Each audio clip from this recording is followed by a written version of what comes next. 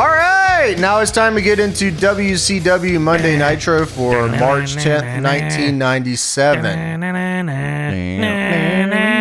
This is Spring Breakout. Woo! Get your fucking beers. Get your hot dogs. Get your sand in your underwear. It's Spring Break, bitch. Get your sandwiches. Beer sandwiches. Let's go. I mean, this is the spot. Hot dog. The spot to be, Tony, is right here at Club La Vela in Panama City, Florida. Club La Vela is the place to be. It's the #1 spring break destination in the United States of America. WCW made it sound like that they were the #1 location for spring break. They are. That's what it was too. Listen, the best time to celebrate spring break is at 8 p.m. on a Monday night. That's the best time is all the time. Of course. Spring break forever. So we were going to go over some observers until we realized that we have done this exact set of observers about 70 episodes ago. I mentioned this at the top. We reviewed the Monday Night Raw episode from March 10th, 1997, which was the first Raw is War episode. Wow. So everything that fucking happened at the time, you all know about it. If you didn't, here's a brief refresher. Dennis Rodman, WWF tried to give him like $1 million to come over and be in Goldust Corner at SummerSlam. He went with WCW instead. Disco Inferno got fired because he wouldn't put over Jacqueline at Uncensored. Ken Shamrock just signed to WWF from the UFC. There's a lot of stories going around about that.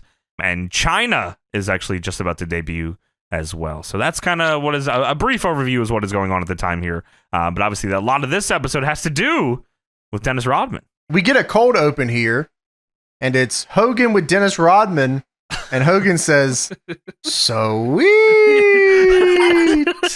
Yeah, Hollywood Hogan, Dennis Rodman, as bad as we want to be on Nitro. And it shows Dennis Rodman. He throws up the devil horns, which is, of course, the NWO. Yeah, that's the NWO thing, Tony, sure. The devil horns. And he looks at the camera and he says, "Later." Okay. NWO for later. So I guess Dennis Rodman's going to be in a movie here with Jean-Claude Van Damme. And that's kind of what's helping them get Dennis Rodman here, because they're advertising that throughout the show and showing the poster. And Dennis Rodman is allegedly joining the NWO. How could he do this instead of going with the big gold one? I mean, what the fuck kind of decision was that?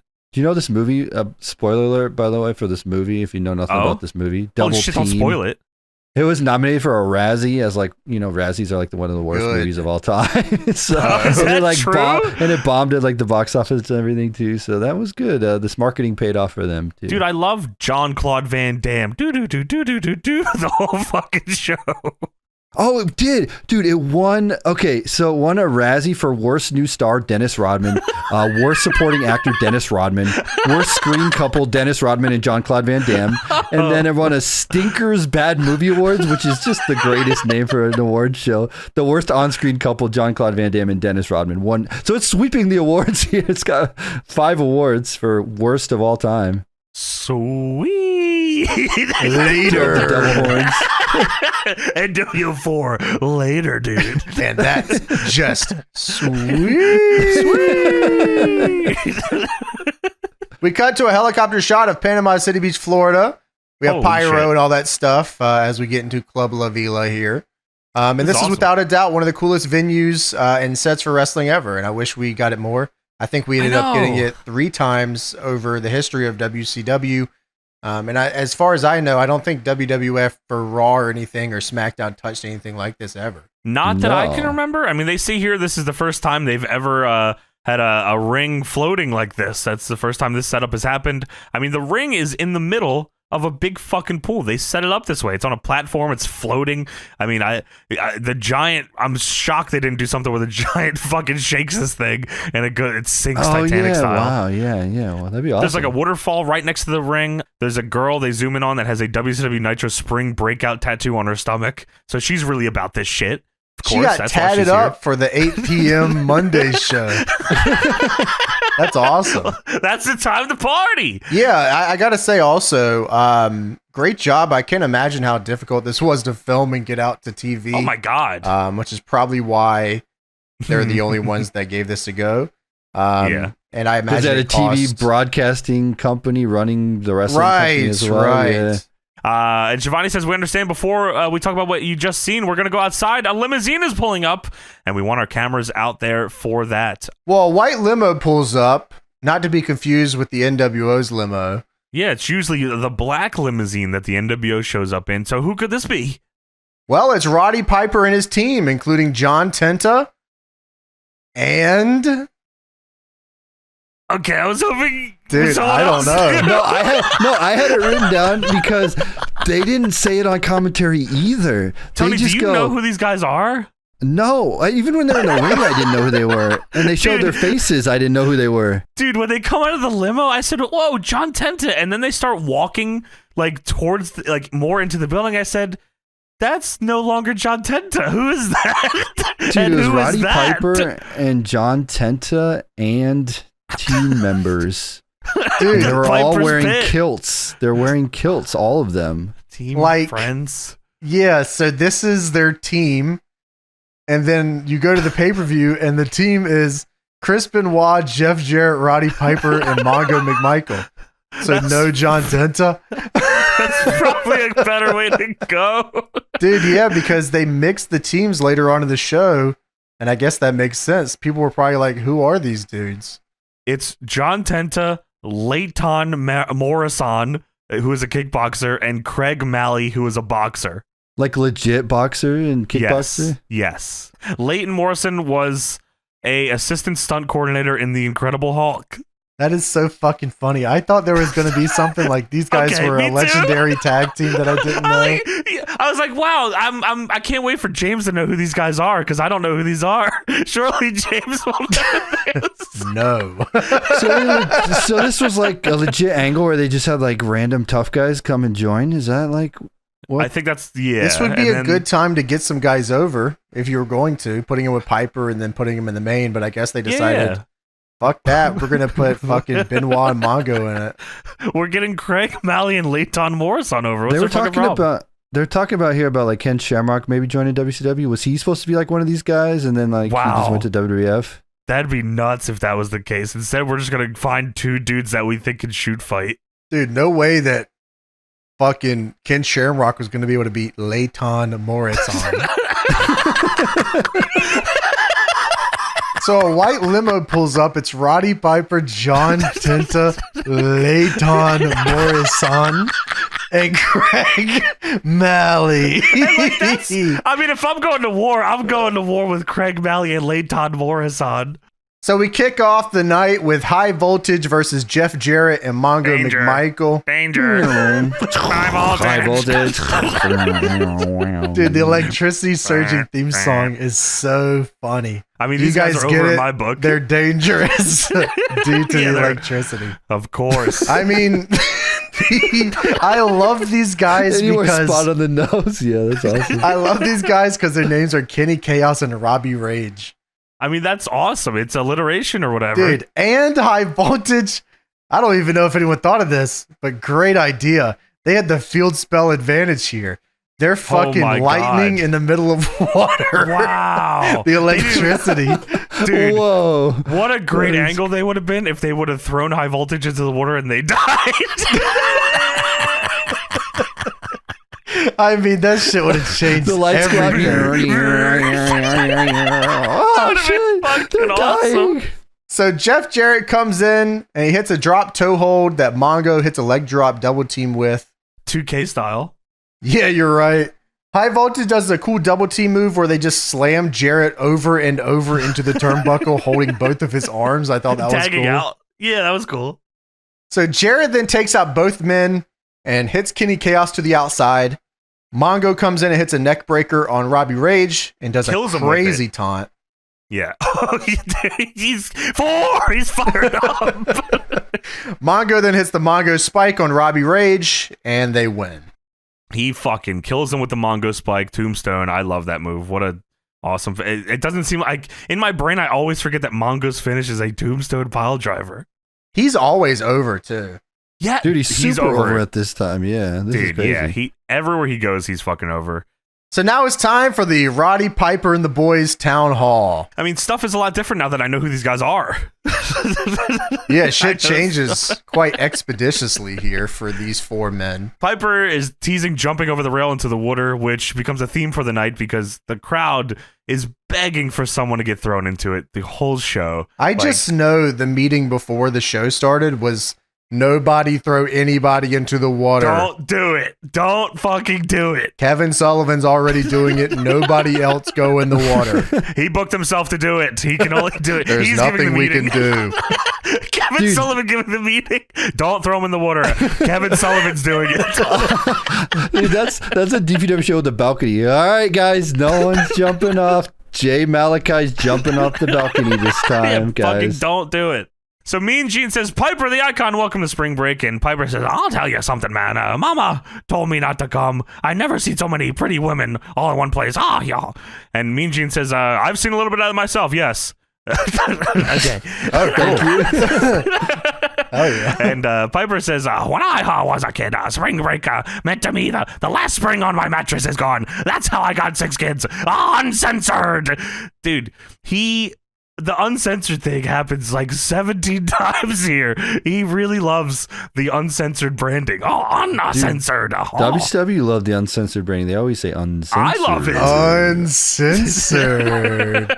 Tony, whenever I think of uncensored, I think of you saying uncensored. I do too. Uncensored. That's Dude, 100% what I think of. So many times. Mean Gene says, speaking of uncensored, what is the game plan for Sunday night? And Piper says, don't worry about that. I got some critics here.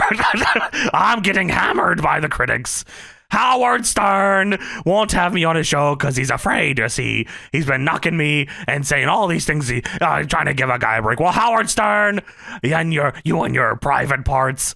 Howard Stern is hung like a pimple, uncensored. All right, was this real beef they had? I don't know the I story guess behind so. it. At the time, like he wanted Howard to Stern bring Piper to probably his show. said, who are your 2 teammates? And he said, you don't know these guys? Piper says, let's look at the other side of the pay-per-view. Dennis Rodman. Hey, Denny. Number 1, it's a kilt, not a dress, so don't be pinching my buns. And I'll tell you something. He has tattoo parts on him. Me, I'm in the middle, folks. I got metal parts on me. Uncensored. And he says, the WWF. No? What's that? Never heard of that. He says, the WWF says to me over the television, we have no one-hip wrestlers in our pay-per-views. Well, you're right. He says you have no one hip in your pay-per-views. Got him. That was good. Actually, by the way, I don't know if you noticed it because they bleeped out WWF in this. When they said it, right? The crowd in attendance started booing when they heard the words WWF. Oh, That's yeah. They didn't fuck with WWF at all. Of course. We're at WCW Nitro, goddammit. And he says, I'll tell you something else, WWF. You're a liar. Uncensored, right? Yes, fucking uncensored, yes. And another thing. Because when I was in the WWF and I beat the dog out of Gold Dust, this is where I got fucking mad. Who the fuck does he think he is? He just turned heel. Running down the big gold one? I mean, come on, what do you do? He worked here. So Flair's music hits, and Mean Gene says, the 4 horsemen are here. And Piper says, is that good or bad? VJ says, well, I think you're friends with them, so it can't be bad. So the horsemen come out. It's Arn, it's Flair, Mongo, Deborah, Jeff Jarrett. Arn gets in the ring, and I mean, Arn, every time I love hearing Arn talk, he just fucking lays it out for Piper. He says, listen, man, these guys came out here and they showed a lot of heart last week and took a beating to be a part of this, but with all due respect, this is a job for professionals and not amateurs. John Tenta's standing there. He's standing right there. Why do you say fuck me? Yeah. And Arn offers the services once again of the Horsemen. He wants Piper to team with the Horsemen at Uncensored because he doesn't think that the team he has here can stand up to Hogan and the NWO. They're going to fucking, power numbers. They always have. They dropped Flair, have dropped him. And he says, number 1 rule of thumb all through pro wrestling, when a burglar breaks into your house, you don't squirt him with a water hose. You pick up something and you bash his brains in with it. I've never heard that phrase before. We should pass that down now, though. Dude, this was Cody-esque promo here, I thought. We put the gun to him. Oh, yes. Oh, my God. That would have awesome. He said, you don't use a water hose, son. You shoot him, kill him, die. And Piper just stands there. He says, this is my family. And Flair cuts him off and says, Hot Rod. Oh, Flair. I mean, Flair is on 16 mimosas at this fucking point. Like, he's on fire. They put him in the middle of spring break. He's probably going nuts. Everyone on the show is going nuts. They're having a good. There's probably a bar in the back. Like, dude, it was probably that was probably in like the terms like you got to give all the wrestlers free drinks. Like that's part of the we'll run here. You give us all free drinks. Yeah, guaranteed. And Flair says, in a moment when I hate taking the edge off the party, I came here tonight with the Horsemen to tell you, my best friend, you have broken the rule that we always have to live by. Never overmatch yourself. He said he put Hogan to sleep twice. But Hogan will stack the deck. He'll come with Hall, Nash, Savage, the whole gang, and you can do no more on your own. They got Dennis Rodman, and we got all-pro tackle that'll make Rodman into a basketball. Holy shit. That'd be awesome for a video game. Fucking make Dennis Rodman into a basketball. That's awesome. And he says, Hogan, the stupid little man wants back in the game. He wants to stand one-on-one, one and only Hot Rod. And I want you to take the Horseman. I want you to walk the aisle. And I want you. And Flair is like, he starts getting into the promo heavy and he's shaking his head and getting fired up. And you see Piper is also starting to shake his head. And Flair sees this and gets even more fired up. He just cuts off the middle of his promo, starts strutting in the middle of a sentence, throws his fucking jacket in the air, which Piper catches and puts on. These are the two coolest dudes ever. What the fuck? So Flair says, are you with the Horsemen? Are you with the Horsemen? Or, oh, Hogan, it's not Roddy the Icon, it's the Con Man. And you're an icon, brother. Join the Horsemen and let's woo. And Mean Gene says, if the jacket fits. And Piper says, the jacket fits just fine. They're my family. They'll watch my back. But I'd be proud to fight with the Horsemen at Uncensored. Huge fucking pop. Crowd super into this. I imagine Craig Malley, Leighton Morrison, and more so John Tenta maybe weren't too thrilled with how they were presented here. I don't understand how John Tenta got into the mix here of getting fucking treated like an amateur, but that's okay, I guess. He was the fucking shark. It's a sharky shark world out here. Shark in spring break would have been awesome. Dude, wow. They have him like under the ring the whole time and he swims out and interferes. That would be awesome. Wow, that'd be fucking insane. What is he interfering in? Dave Taylor versus Prince Iakea? In the high voltage match? They tell him he's going to interfere in the main event of Harlem Heat against Public Enemy. And then... It happens, of course. Of course. So now it's time for the TV title match. Squire Dave Taylor versus Prince Iakea. Yes. Prince Iakea is the TV champ. He beat Regal with a roll-up, and now Squire Dave Taylor has come to get his lick back for his best friend. Yes, he, dude, so, I mean, first of all, this guy's British? Is that what this guy's fucking thing? That his gimmick? I guess this that's guy? his gimmick. William And Regal? They do the wide shot, and I'm staring at the ring from above, and there's the ref in there, and I'm like, who the fuck is this other dude in the ring? Is this who Dave Taylor's wrestling? No, it's Dave Penzer in shorts and a shirt. He's in spring break outfit, of course. So I was like, oh, that's cute. And they show pre-recorded comments from Regal's close friend Dave Taylor, and Dave Taylor says he's got a few words for you, Prince Iakea. I saw the way you sneaked that fall on my very good friend Lord Steven Regal, and tonight you will get a lesson in the finer art of wrestling. Well, that's fair. Prince Iakea could be in some trouble here. And Larry Zbyszko says, is this guy supposed to be British? What's the gimmick? No. Oh my god. That should have been funny. That would be something say those. What's he, British or something?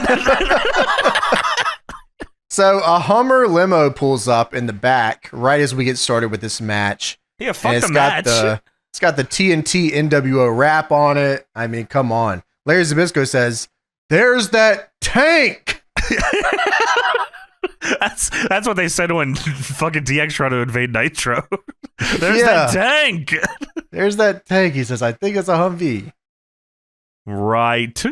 So everyone gets out of the Humvee here. It's the NWO. They've arrived.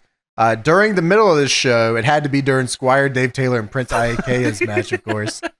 And they all get out and they're all walking towards the venue here.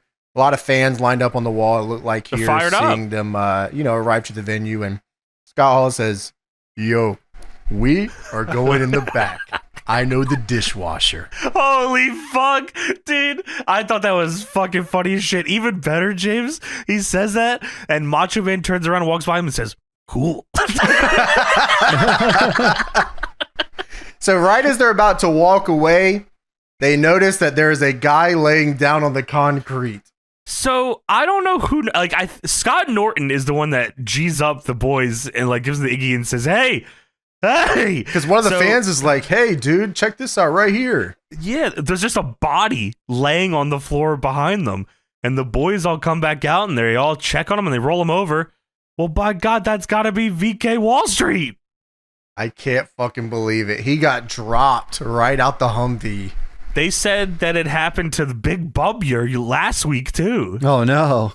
Oh, no. How the fuck did this happen? There must be a rogue member that keeps staying with them that they are not expecting to be attacking guys like this. He might be dressed in all black and have a face paint on and could possibly be. It's John Tenta, isn't it? It's got to be John the fucking Shark Tenta, and he's under the ring and he's drowning because his match is taking too long. What do we do? Who could be dropping the NWO? I thought at first that it was they were saying it's spring break, so VK Wall Street just had too many and he passed out. That makes sense to me. Oh, wow, but no, he got attacked by somebody and nobody saw it. Right, he's silent but deadly. Like a fart. So Dave Taylor goes for a body slam, but Prince Iaukea falls on top of him. He's so heavy. Prince Iaukea. That's what it looked like. It looked like he just couldn't pick him up. Prince Iaukea didn't do anything to fight out of the move. He didn't wiggle or move his legs, kick him, punch him, nothing. He had just loaded underwear. Silent but deadly. In his drawers and then fell on top of him.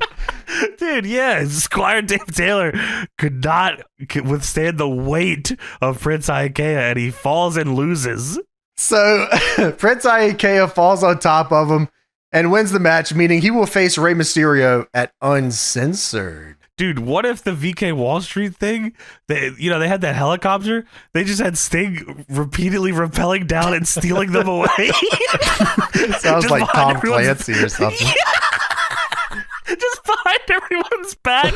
You see Sting rappel down. Who's there? So Jim Powers with Teddy Long takes on Eddie Guerrero up next. Yes, and Dean Malenko is joining us here on commentary because he thinks Eddie Guerrero's an asshole. And Eddie Guerrero thinks Dean Malenko's an asshole. I mean, what a good angle, right? Hey, I'm not a dick. You're a fucking dick. You're the dick. That's the whole story here. So Dean says that he wants people to see the real Eddie Guerrero. He says that him and Eddie grew the cruiserweight division to what it is, and now Eddie has fallen behind, and he's being an asshole.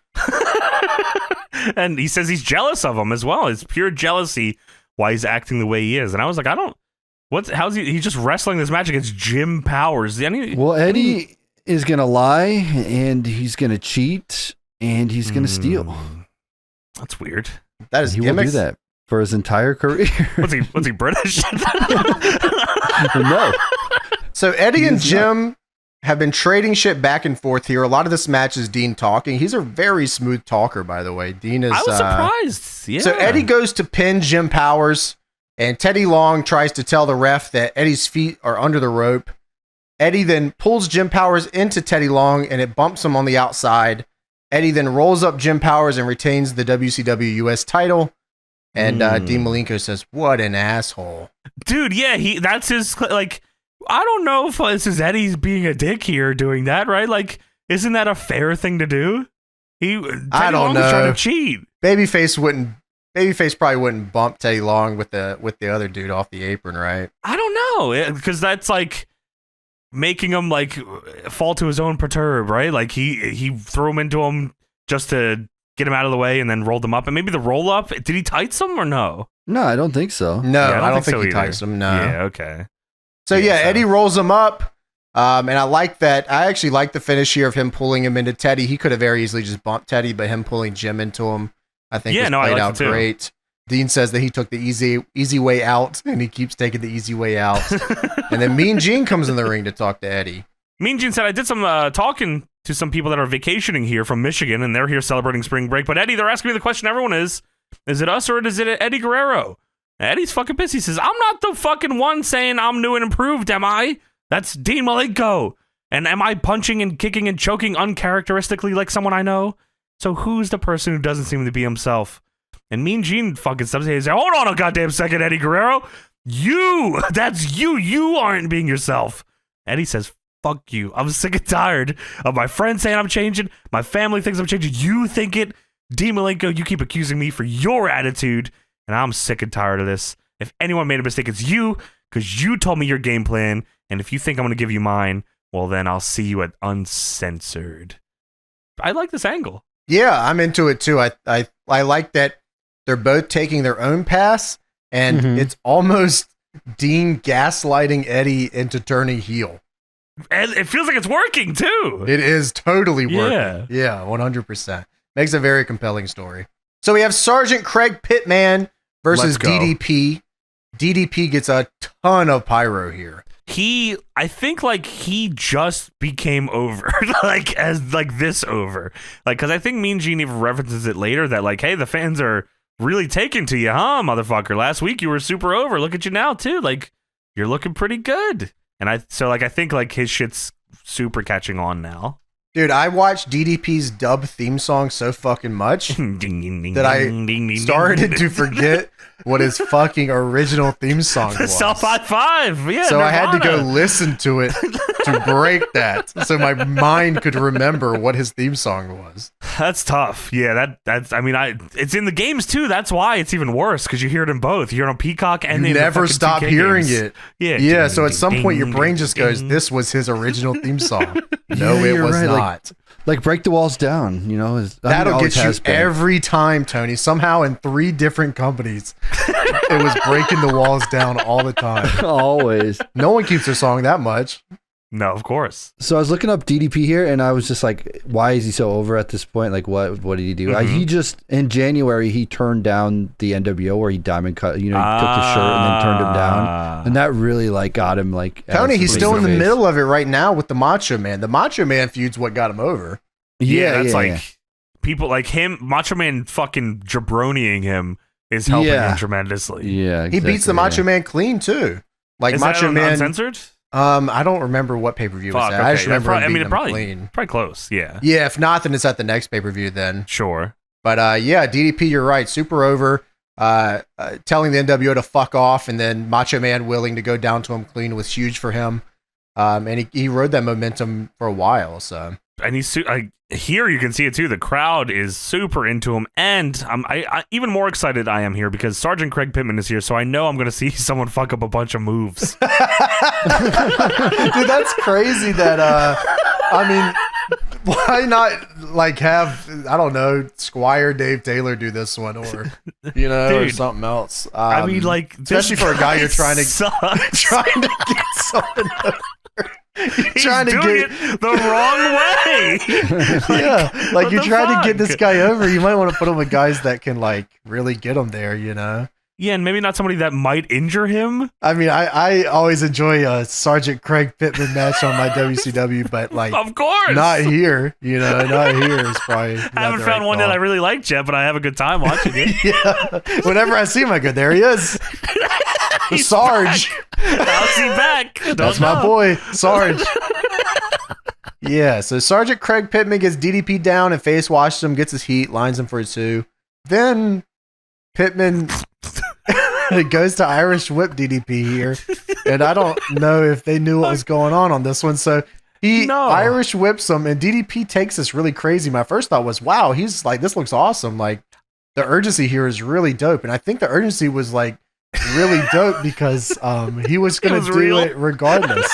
Yeah, so Pittman gets up and rushes him down is what fucking happens here. He Irish whips him, and DDP takes this pretty nuts, and then Craig Pittman grabs him And I think DDP thinks this is an overhead belly to belly because he looks up like he's about to flip. Yes. And then Pittman takes him around for a regular belly to belly.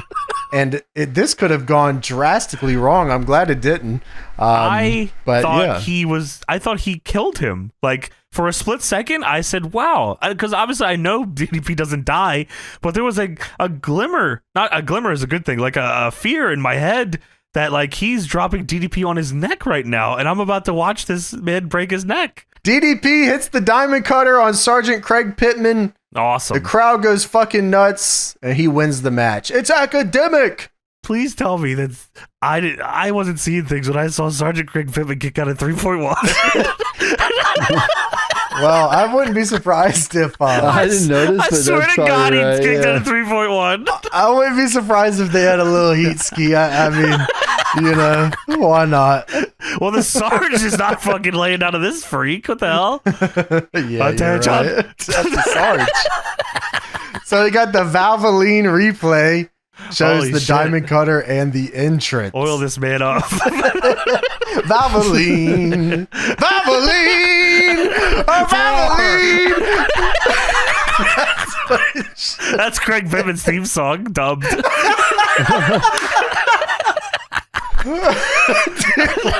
And his finisher is the Valvoline. It's Mr. Valvoline. He goes out, Valvoline.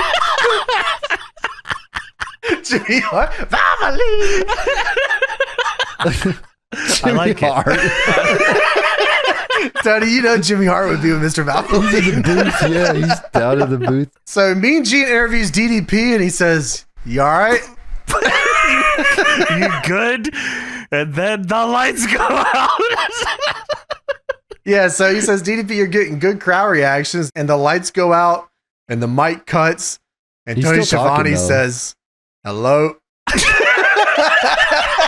It's like an awkward amount of time. Tony's right. You can see like DDP is cutting this full promo. I was so confused for a second because I was like, oh, the NWO is about to jump this guy.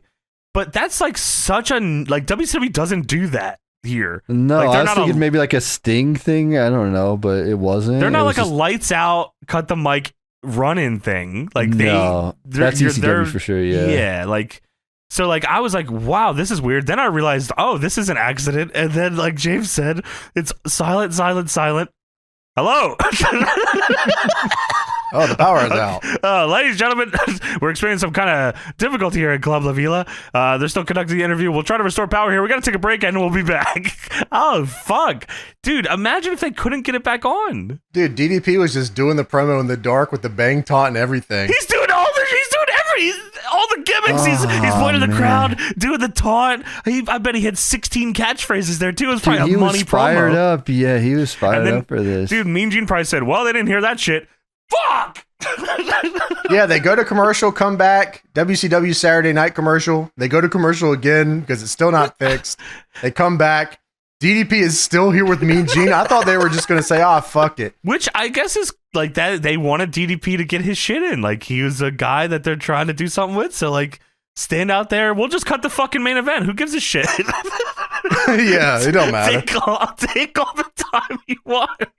So Mean Gene says, Tony, we were interrupted. I won't say it was a rude interruption, but DDP, the Macho Man, certainly, along with other members of the NWO, haven't been acknowledging you as of late.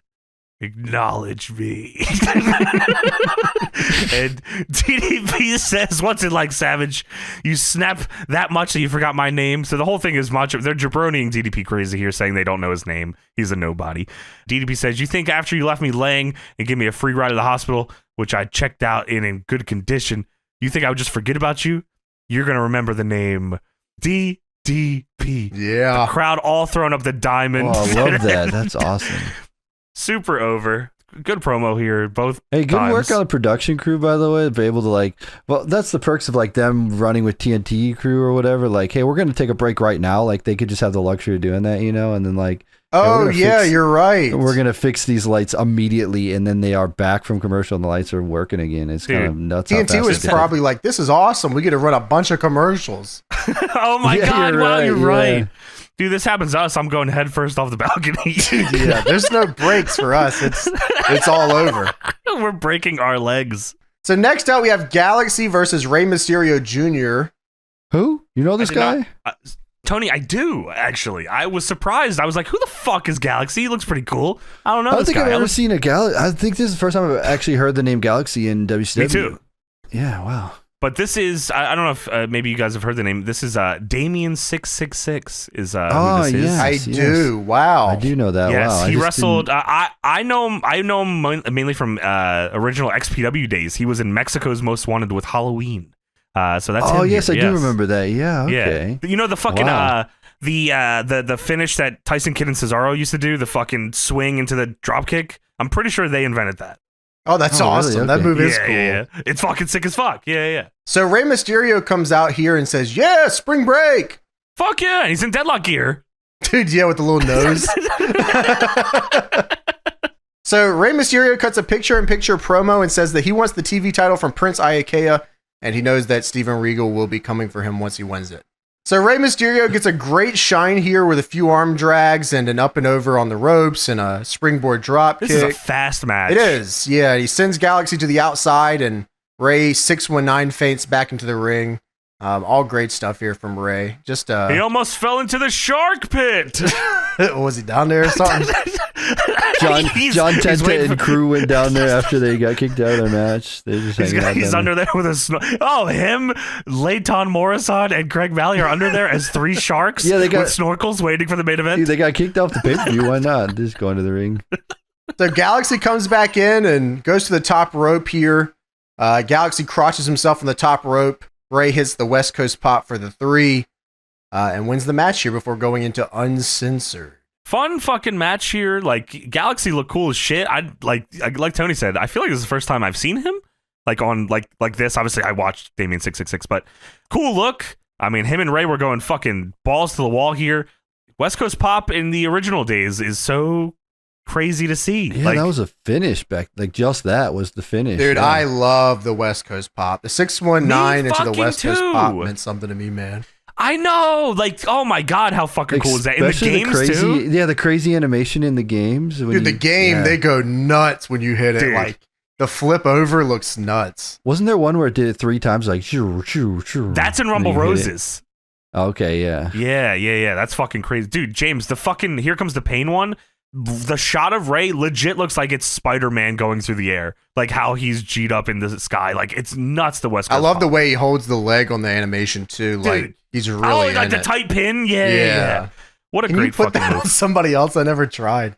Can you put that on, like, the Big Show or something? West Coast pop? Yes, you can. I've never tried it. I mean, that shit's awesome. Yeah, I definitely did. Yes, you can. Probably on YouTube, there's probably a video of it somewhere. 619 and the West Coast pop. Tony, you're definitely right. So hour 2 is starting now. We have Mike Tenay and Bobby Heenan joining Tony Schiavone on commentary. They do the pyro again from the beach. Super cool visual. I like that a lot. And you would have thought, Raw at the War Zone, you think Nitro would have come up with something here. I don't know. I like the way WCW did it. Here's hour 1. Here's hour 2. What about hour 2? Valvoline! Valvoline! Valvoline! Valvoline! Come on, that shit would be awesome. Thank you, Rob. Welcome to Valvoline's Hour 2. Bobby Heenan joins commentary. Valvoline! So Heenan's wearing a Spring Breakout 97 shirt. I need that. Dude, how the fuck did we get that? Yeah, that shit's cool. We should make our own if they can't get one. I mean, the size of the graphic on the shirt was extremely small. Yeah, whatever. I need them to fix that, but cool shirt nonetheless. No, it's sick. Now it's time for the John Censio Town Hall. Dude. Yes, so Mean Gene welcomes John Censio to TNT and a Monday Nitro. So why don't you go introduce this young lady? And John Censio says, hey, we have a lovely lady here, and we're going to have a lot of them for spring break. Here she comes, TNT's WCW Monday Nitro, Pamela Rogers. Come on down here. So Pamela Rogers is Miss Monday Nitro Spring Break 1997. And WCW scoured the beaches for 3 days to find her. She was buried. And Tennessee, she goes to Tennessee Tech. She studied in education and wants to be a football coach. Mean Gene says he thinks her sash is too big, but he'll go along with it anyway. Then they advertise that Hall, Nash, and Six are going to be on MTV's Fame or Shame, and they're going to be the torturers. And Mean Gene says, John, I don't know what to say. Tell me, give me the dates. And he gives him the dates for the shows. And he looks at Pamela and says, all right, how about a little sandwich? Dude, and you know they got sandwiches. If there's anything this place has, it's beer, cigarettes, and sandwiches.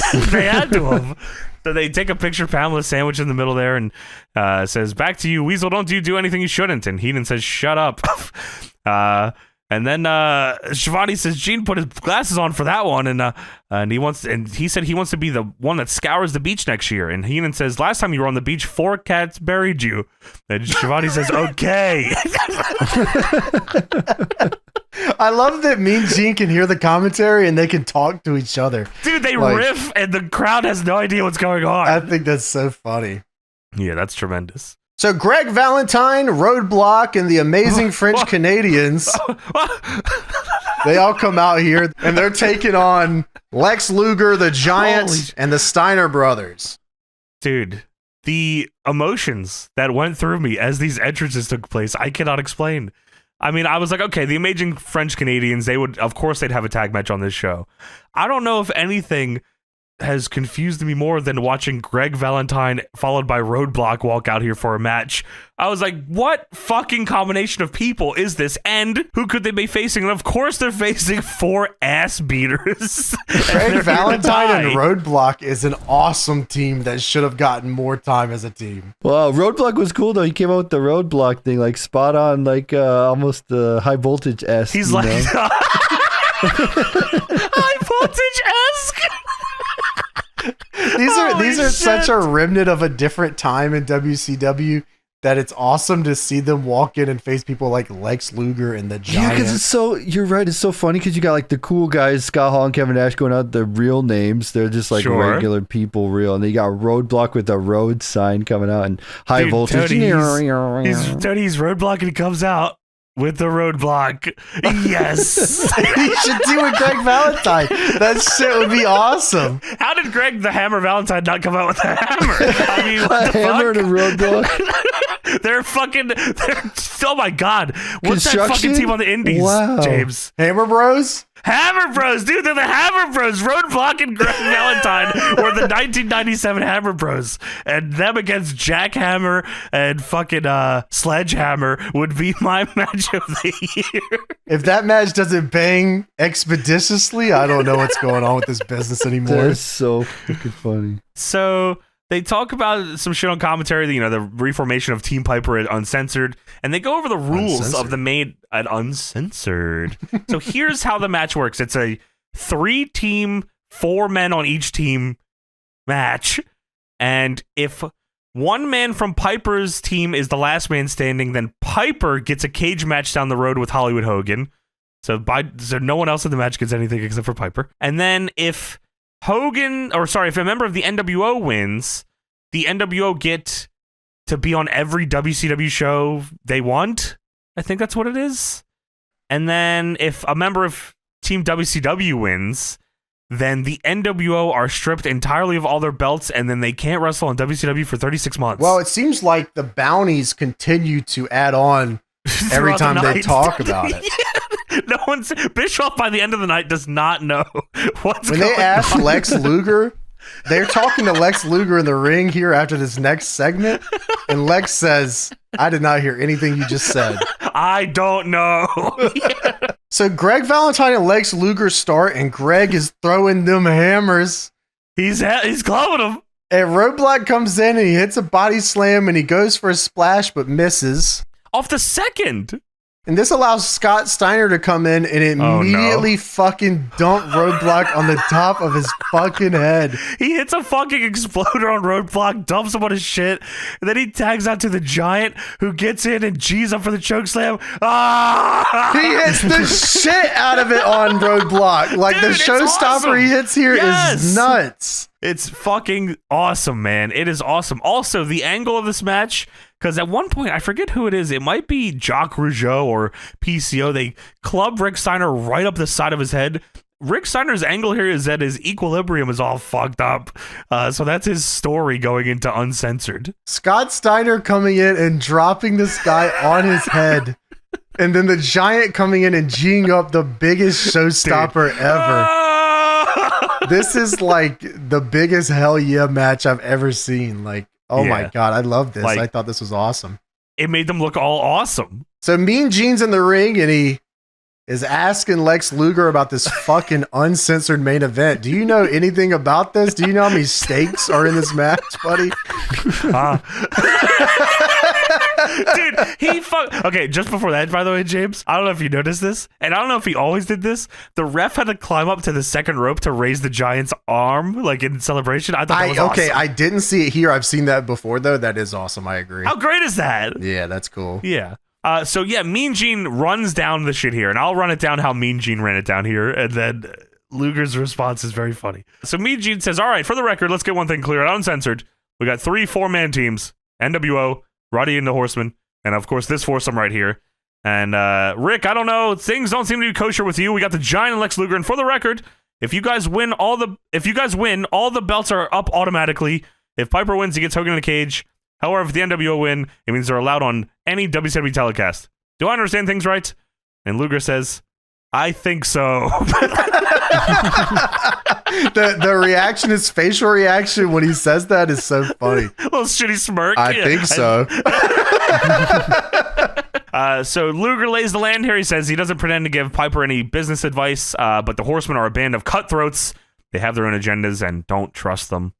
And he says he knows 3 good reasons why they will emerge victorious, and they're standing right here. Giant says, if you look at the whole situation, it's a situation where Team WCW can't lose. You got the masters of the suplex and the Steiners, got the total package with the rack, and you got a walking, talking, fire-breathing Giant with a choke slam.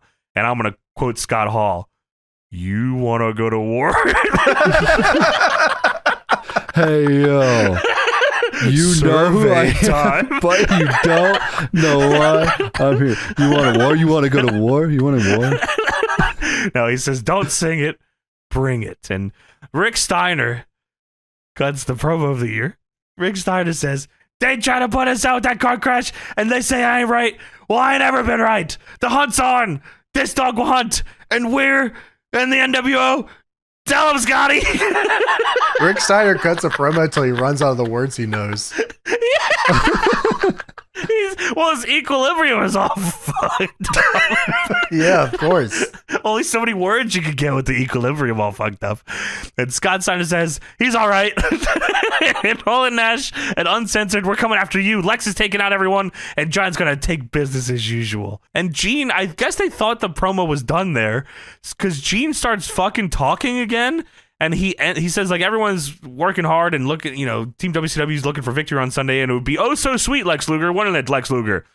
And Luger, caught off by surprise, says, Gene, I didn't hear a word you said. And Mean Gene says, I said a victory at Uncensored will be sweet, oh so sweet. And Luger says it'll be sweeter than sweet, because there's a foul, repugnant smell for over a year, and that's Prince Ikea. I mean, how's this guy keep getting away with this? He keeps fucking winning this way? This is ridiculous. And Mean Gene then points up to the stands, like the balcony, and says, is that an inspiration? Because for me it is. I can only assume that there's girls showing their titties up there, because Lex starts like popping his pecs and shit. Yeah. And they're all staring up there. They don't show it on the show, but that's how the segment ends. Just, hey, look at that shit. Look, big ass shits. Shit's good. So now we have Juventud Guerrera versus Ultimate Dragon with Sonny Ono. Wow, Ultimate Dragon. This Hoovy mask is awesome, by the way. I remember the process of having to move shapes in different colors, and Here Comes the Pain to create this. So Ultimate Dragon and Juventud run right at each other, which is exactly what I wanted to see with this match here. Hot fucking start. Yeah, Hoovy hits an awesome head scissors here and drop kicks him to the outside. Hoovy chases him out, and Dragon goes back into the ring, and Sonny Ono starts kicking this shit out of Juventud. Ultimate's distracting the ref, and Sonny Ono is throwing some crazy ass kicks, and Hoovy's selling them, but then at the end he's like, hey, what the fuck? What the fuck is he doing? Leave me alone. Yeah, hey. So Hoovy starts kicking him near the barricade, and the crowd is begging for someone to go into the pool. They boo because they don't. So Juvi drop kicks Dragon to the outside again and hits a flipping senton to the outside. That was fucking awesome. One of the coolest ones I've ever seen. Legit goes full cannonball. Yeah, like he tucks crazy on it. Yeah, very cool. Juvi hits a springboard spinning heel kick for a 2, and Ultimo Dragon hits the Liger Bomb, but doesn't pin. Dude, he fucking stuffs him with this Liger Bomb, too. And Tenay on commentary says, that's the fucking Liger Bomb. Holy shit. Isn't this cool, guys? This is sick. Heenan on commentary, by the way, says, how many titles did Ultimo have at one time? And Tenay says 9. I said, oh, wow. Heenan didn't like make fun of him here for that. He just was genuinely asking. So Dragon hits a Frankensteiner and then a Tiger Suplex and picks up the 3 here on Juventud. What a crazy sequence of moves. Running Liger Bomb, picks him up, loads him into the corner, spin out Rano off the top, pick him up, Tiger Suplex. What and then the him fuck? and Sonny Ono take a picture together in the ring. Fun match. I mean, like, the Cruiserweight division is like, what a guaranteed good match. Like, yeah, this shit's awesome. And I guess, WWF eventually is, or I don't know if it was at this time or no, I think it's probably later in 97. They do like the light heavyweight tournament. I guess they figure out, hey, maybe we should try some of this on our show because it's a guaranteed good match. But I don't know if they ever really figure it out as much as WCW did early on here. So now we have Chris Jericho versus Scotty Riggs. American Mouse. American Mouse. American Mouse. What a awesome song. Great fucking song. He's not with Buff Bagwell anymore, and he kept the song. Yeah, that confused me. They said he's not a part of the American Males anymore. And then I see him come out. He's doing the clap. With the song, the clap, the outfit. I said, okay, well, that's weird. Now, I don't know if you boys noticed, the most important part of these entrances here, next to the stage dancing, Wildcat Willie. Dude, I saw him. Oh, man. Wow. I didn't notice Wildcat Willie. Yeah, that's awesome. Wildcat Willie was doing the American Males clap. And dude, he was also let's dancing go. with Jericho's team. Dude, he was fucking fired the fuck. I said, let's go. Wildcat Willie must be their hour 2. Like, that's the war zone. He comes out. Get up off your fucking seats. We need you guys to cheer. Come on. Wake up. So Scotty Riggs starts on top in this match. Still a super babyface like worker here. Looks good. Yeah, he does look great. And he locks in a chin lock here, and Jericho jaw jacks him, chops him down, and hits a belly to belly. Dude, this is the match where I could hear the helicopter the most. I don't know if it was just super low for this one or something reason, but I just... Hey, bring us down. I want to see this match. Sting says, hey, I'm going to abduct Scotty Riggs. Let me get that son of a bitch. They do that thing in this. It's a WCW. They probably do in other wrestling, but like they take the volume up when they do moves, so then you can hear the helicopter even more. The volume is that what's going on? When they hit the mat, they have a little slider, I'm sure, and they slide it up. So you hear the move, then they go back down, and then sure, it's like, okay. And then they're like, oh, here's a helicopter in the background.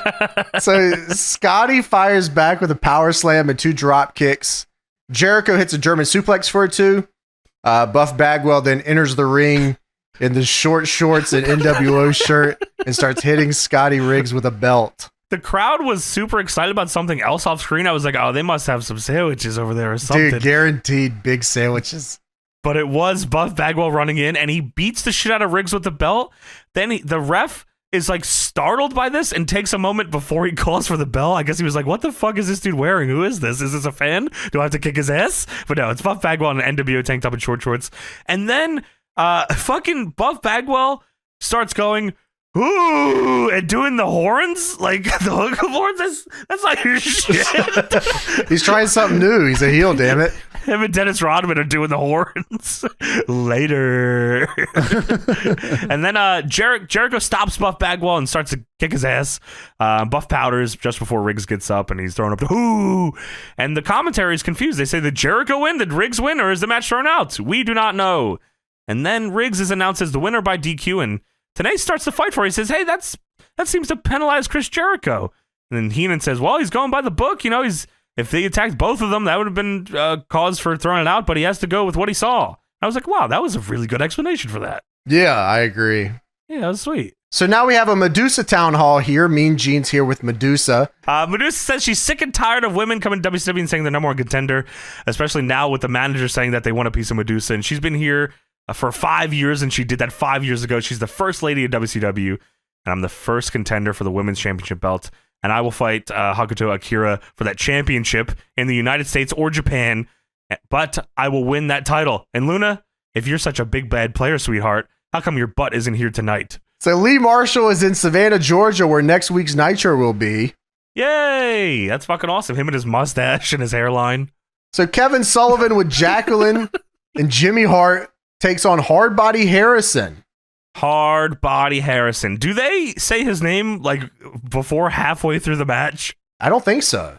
Because I didn't know it for a while. Yeah, me neither. Tony, Dude, at did you one point catch they it? call him Hardbody Henderson. All right. They don't even know who this guy is. Dude, they're just like, it's Hardbody something. Yeah, they don't say it until later on. Yeah, dude, Tony, Kevin Sullivan's kicking this dude's ass. He punches him in the back of the head before the bell. They are going on a whole spiel about something entirely different while Kevin Sullivan is dog walking this guy. And I wrote down, I don't know who's getting his ass kicked here. Who's getting beat up? Yeah, this was just Kevin Sullivan getting some heat back. I think he must have been involved with something. He's like, all right, I need somebody that I can just beat up on. And they were like, okay, I'd like Harrison. to book myself to beat somebody's ass tonight. And I think I'm going to do it. And I think I'm going to put him in the pool. So Sullivan hot starts and beats him down. Sullivan sends Hardbody Harrison to the outside, and Jacqueline beats the dog shit out of him.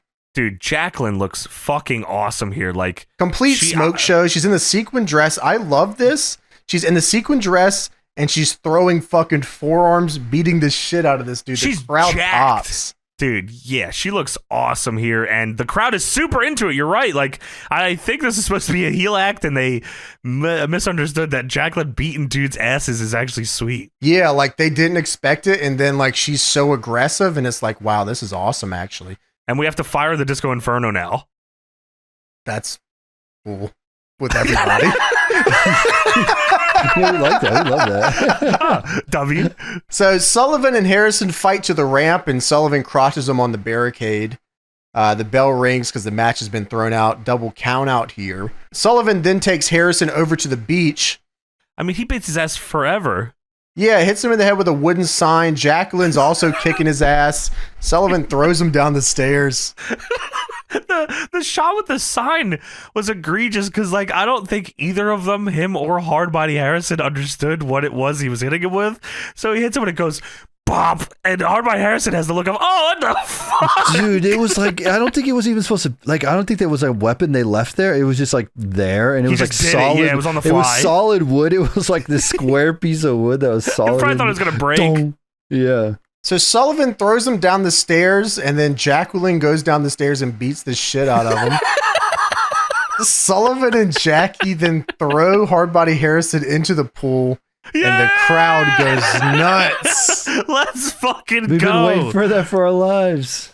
This feels like that's just what this match was for. They said, all right, pool time. Get the fuck in there. Yeah, and Mean Gene interviews him afterwards. Of course, Jimmy Hart was also a part of this match, just not beating up Hardbody Harrison. Dude, I was hoping they would send Mean Gene to the pool to interview Hardbody Harrison. Well, I'm fucking wet here. What happened? What's wrong with you? So Mean Gene's interviewing all of them, and he says, Jimmy Hart, you're an accomplice to all this. And Jimmy Hart says, I'm standing out here, I feel as safe as a vault in Fort Knox. The other women in WCW are scared to stick their faces out in the dressing room. She is armed and dangerous. Her and Kevin together are just too legit to quit. And Mean Gene says, well, she's got a lot of fans.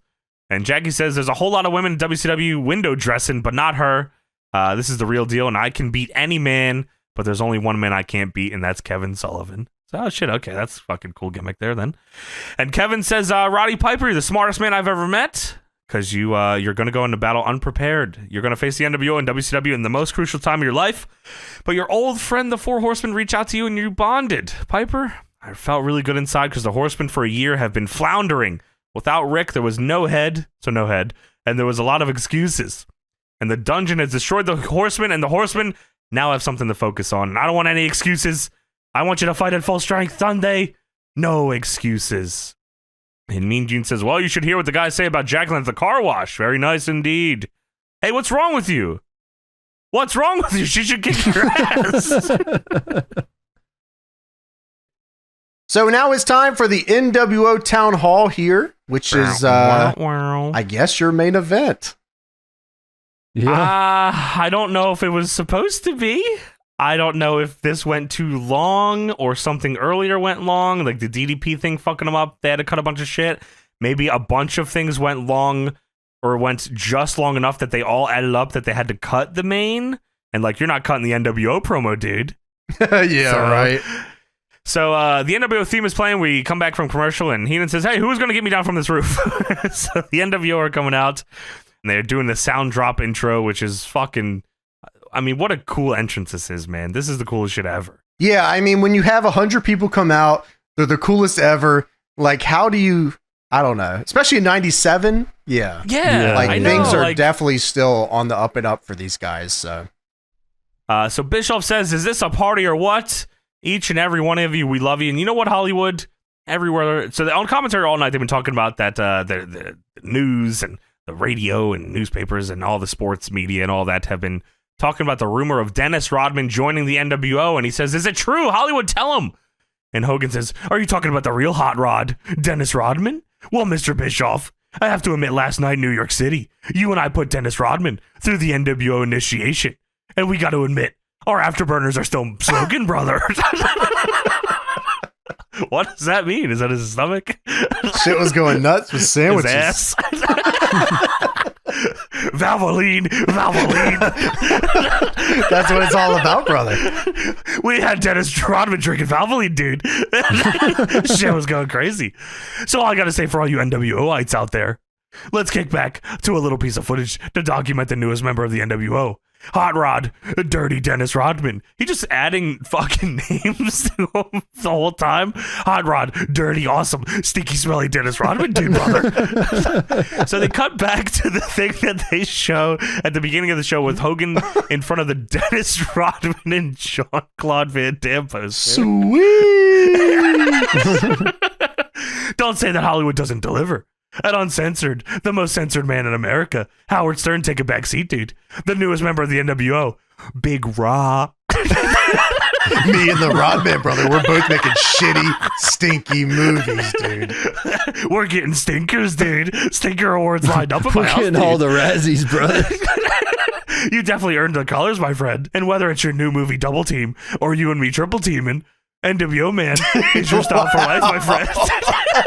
Triple teaming. Oh my. Him and Dennis Rodman triple teaming. I don't know how to fucking do math. That's awesome.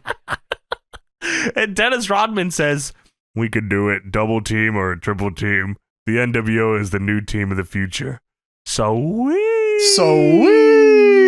later. Oh yeah, Rodman, dude, man, brother. They should call you Dennis Rod, brother. That'd be a cooler name, dude. Maybe Dennis Rod, dude. So we're back in the ring, and Hogan says, "You know, brothers of the NWO, this puts a whole new twist on the Uncensored brothers." Dude, they cut back for the pre-tape, and they got the money man back there with the glasses. Shit was clean. Did he have sunglasses? Yeah, he did. Dude, Virgil's here too, by the way. He's a fucking big part of this. Hogan is holding on to him. They like have the the whole entirety of Money Inc. in this. Wow. Except for VK Wall Street my got boy- taken out. My boy guy's ass Took whooped. him out. And that, Who okay, was by it? the Who way, did that? Speaking of that, by the Could have way, been anyone. am I stupid, or did it also take you guys a minute to realize that that was not fake Sting in the ring? Okay, so when they come in the ring, the commentary says, "And that's not fake Sting. That's the only reason I knew it wasn't." Oh, is that right? Okay. Yeah, they I say only that noticed when when they they did step a in. close-up on him. When they did the Me close-up too, on him, that's the Tony. only way I knew it was him. Because, yeah, I thought it was bogus Sting at first. Yeah, I'm watching at this point. And I'm like, oh, wait a second, that fucking looks really good. We Wait a don't have that second. stinky Jeff Farmer, brother. We have the real deal. That stink, dude. And he smells like shit, bro. He was in the New World Odor, brah. Me and Stink, we're doing it 3 ways, brother. Triple team. We're triple teaming Stink's ass tonight, Rodman, bro. you're out, bro. Stink, you're in, brother. And you know there's somebody else I was trying to bring in. Maybe he would look good in black and white. I think the big gold one, Gold Dust, should be here, dude. You gotta be fucking kidding me. That was the one thing I said, Danny. There were 2 objectives. Don't go to pool and don't talk about fucking Gold Dust. Holy fuck. So fucking Hogan says, Hot Rod Dirty Dennis Rodman will be an Uncensored with us. Not that we didn't have an ammunition, but what are Piper's pets and the rest of WCW Joker's gonna do with the NWO and Uncensored Dennis Rodman? Macho Man, NWOites, what are they gonna do? And I think that was him G'ing up for Macho Man to talk here, but Bischoff says, oh, hold on a second there. We forgot something. A few weeks ago, the Stinger joined the NWO and we forgot to give him his colors, man. So they have an NWO shirt, and I write here, wait, that's the real Sting. Dude, hell yeah it is. That's fucking totally Sting. There's dudes in their team mysteriously getting attacked every week, and Sting is standing here, and nobody looks to think, hey, what the fuck is going on here, dude? No. Maybe we should check on this dude. No, they lay the shirt on Sting's chest. Sting isn't reacting. He's just standing there, and crowd's booing. They want Sting to fucking fuck these dudes up, but it's not time yet, I guess. And Bischoff says, the Outsiders, the World Tag Champs, the Steiner Brothers, I understand, got a bit of a equilibrium problem. Easy for me to say, equilibrium problem. What's up with that? And Nash says, he's been drinking, by the way. Nash has been in the bar with the boys. Of course, Nash says, I got 3 letters to give the Steiner Brothers. LDW. Pick up the loss damage waiver, bras. Don't steal my shit, bra. Hey, what the fuck is that, dude? How about we replace you with Dirty Dennis Rodman, brother? How about me and the Rodman go 3 ways, brother? Let me tell you something, bro. I'll fucking sink this whole thing, bro. I'll put a hole in the middle of the ring and we'll all die, dude. I know the Shark's under here. I'll change his fucking life. Let him know, Stink. It just pans over to Stink. He's just standing there. And that's why you're my brother, bro. I like what you gotta say, dude. I like the cut of your jib, dude. Brother Stink. You're good with me, Stink, bro.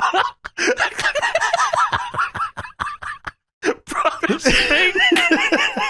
So Hall says, yo, Steiners, the Outsiders, Hall and Nash, and our buddy Six, and James's cat, we know you're good. Only big problem, we're better. Giant and Luger, we beat you at Super Brawl. You want more at Uncensored? Giant, you want my autograph?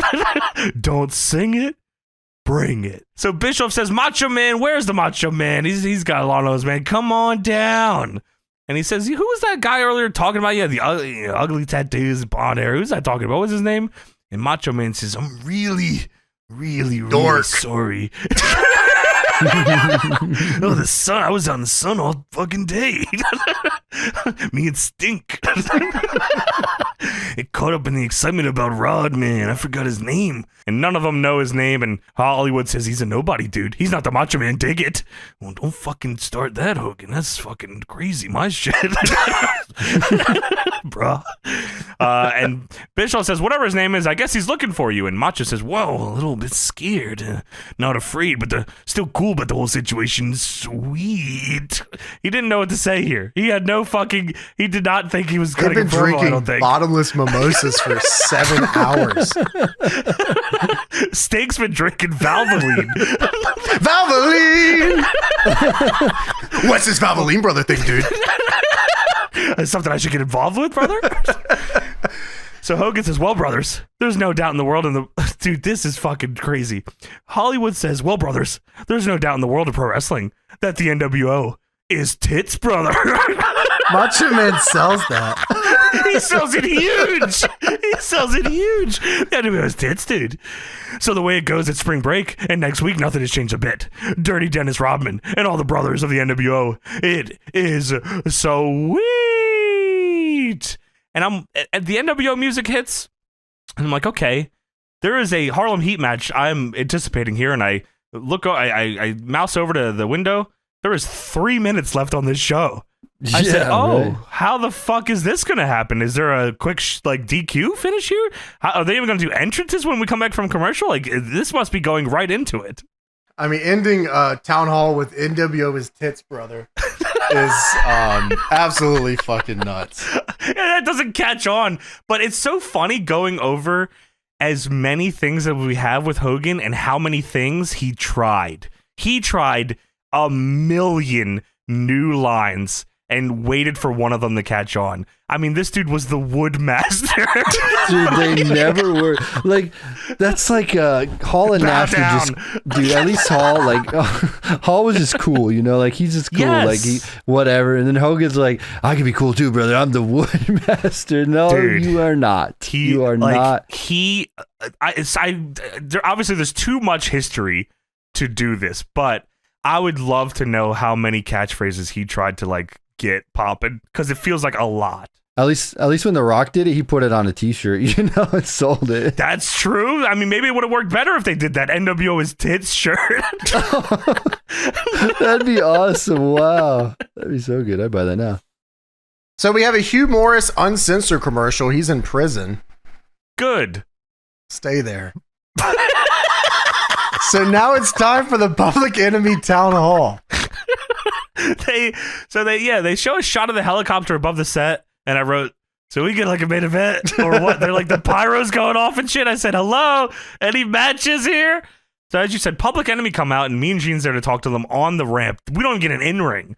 This is Mean Gene on the top of the stage, and Mean Gene says, gentlemen, I gotta say this, a bailout on part of the Four Horsemen that leaves you in the Harlem Heat at Uncensored. What the fuck does that mean? Was fucking Public Enemy and Harlem Heat in the match at Uncensored, or what was the Four Horsemen part of this? I think it was supposed to be a three-way thing with the Four Horsemen involved in that match as well. See, I just thought it was, you know, the Four Horsemen joining with Roddy Piper was a big enough angle that everyone's talking about it. Sure, okay. That is what I thought it was, but I couldn't tell because he cuts a promo on it. The way it sounded like he was saying that it's now this match and the Four Horsemen aren't involved in the match at all anymore. Like, it's just you and Public Enemy, or Harlem Heat and Public Enemy now at the pay-per-view. But I don't know what the original scheduled match was. But Johnny Grunge cuts a fucking pretty passionate promo here. I actually like this. He said, who the hell the Horsemen think they are? If that's the help Piper's dependent on, he's got a long, hard road ahead of him. The Horsemen aren't the Horsemen no more. They're nothing but a bunch of show ponies. And you got the Nature Boy running around like he's having an epileptic fit, and Johnny Grunge starts doing the Flair shit, running around and shit. He says, you got Mongo McMichaels in a 3-point stance like he's playing the NFL football. This is WCW.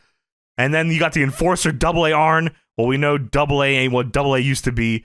And to top it all off, you got the coattail riding Jeff Jarrett, who's wanted to be a Horseman his whole life, and you're never going to be a Horseman. You're not Horseman material, and you never will be.